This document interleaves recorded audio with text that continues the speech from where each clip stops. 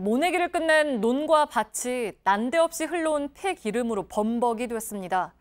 유출 책임이 있는 공장은 실수라고 했지만 이런 사실을 관할 환경청에 바로 신고하지 않았습니다. 지자체와 관계기관이 손 놓고 있는 사이 농민들 마음은 타들어갑니다. 밀착 카메라 손광균 기자입니다.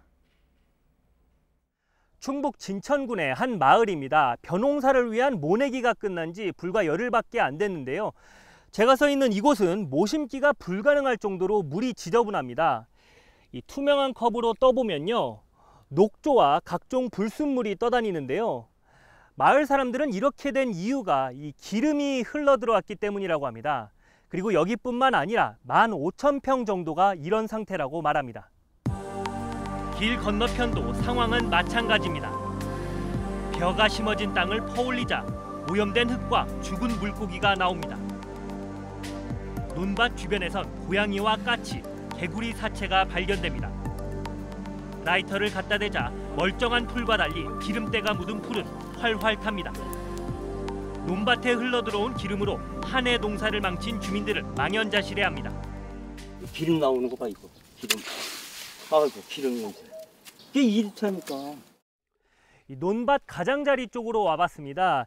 이 토양은요, 이것도 상당히 짙은 색깔인데 손으로 조금만 파봐도 시커먼 흙이 나옵니다. 그리고 코를 갖다 대면요, 이 썩은 냄새와 기름 냄새가 함께 나는데요. 이 기름은 약 2주 전 이 뒤쪽에 있는 공장에서 흘러나왔습니다.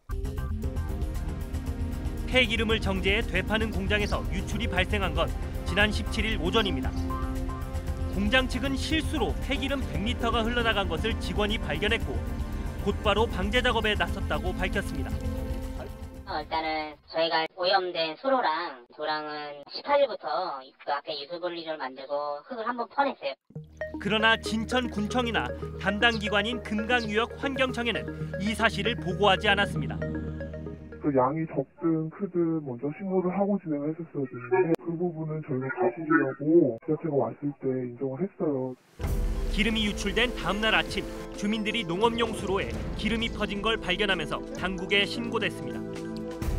방제가 끝나지 않은 상황에서 주말 사이 비까지 쏟아졌습니다. 주민들은 인근 15,000평의 논밭으로 기름이 확산됐다고 주장합니다.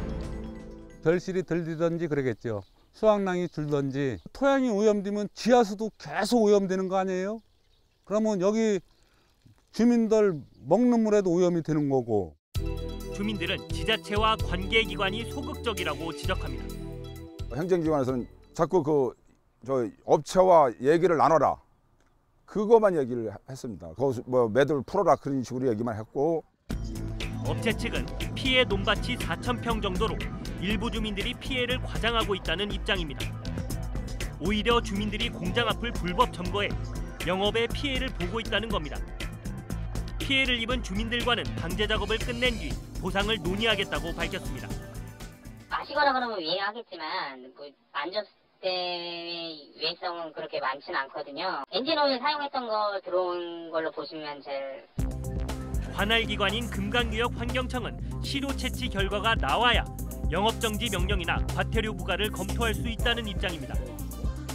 이 업체는 과거에도 여러 차례 폐기물 처리법을 위반해 행정처분을 받은 것으로 드러났습니다.